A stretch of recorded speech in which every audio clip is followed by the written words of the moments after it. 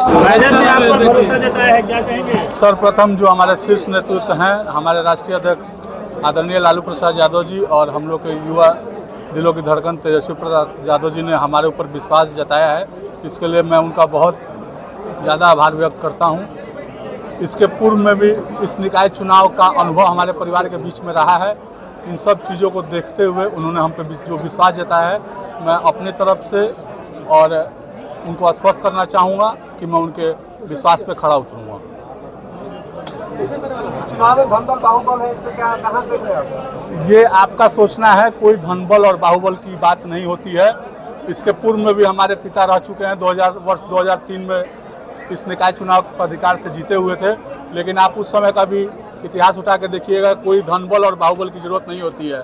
इसमें जो धनबल और बाहुबल होता है वो हमारा जनता है, और हमारे जनता जो निकाय पदाधिकारी होते हैं, जनप्रतिनिधि, वो इसके मालिक होते हैं, वही इसके बल हैं। एमएलसी के अभी प्रत्याशी हैं एनडीए के, वो वर्तमान एमएलसी के पुत्र भी हैं, क्या लगता है कितना टक्कर होगा इससे? लोकतंत्र है, आपका कहना सही है। जो हमारे वर्तमान एमएलसी के लड़के हैं, ये लोकतंत्र है, सबकी अभिव्यक्ति है कि वो खुद लड़ सकते हैं, और इस लोकतंत्र में सब लोग स्वतंत्र हैं लड़ने के लिए। इसमें मुझे कोई कुछ ज़्यादा कुछ नहीं। विधानसभा में लगभग महागठबंधन साफ हो गया था, क्या लगता है कि इस बार उपचुनाव में? महागठबंधन विधानसभा में साफ नहीं होता। अगर आप वोटों की प्रतिशत देखिएगा तो महागठबंधन का वोट प्रतिशत बड़ा है।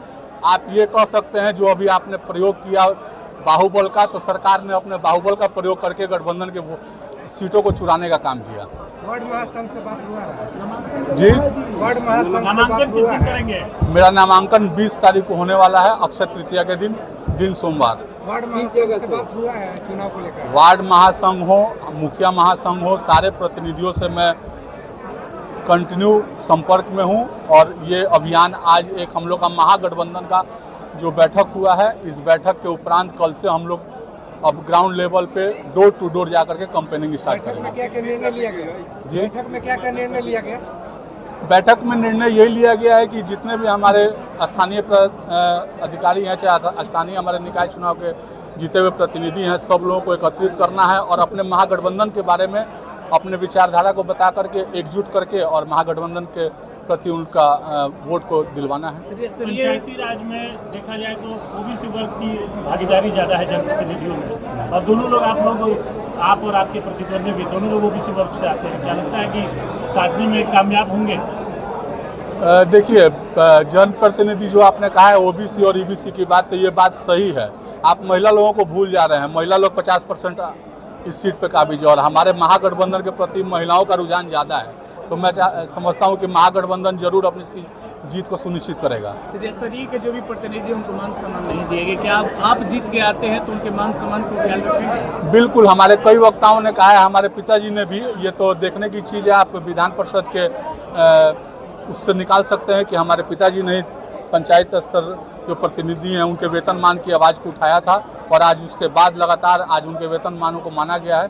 तो निश्चित तौर पर मैं शुरू से देखता आ रहा हूँ कि पंचायत प्रतिनिधियों का क्या परेशानी है, और अगर मैं जीत के जाता हूं तो उनकी आवाज़ों को निश्चित तौर पर विधान परिषद में बुलंद करूँगा। किन बातों को लेकर जनप्रतिनिधियों के बीच जाएंगे?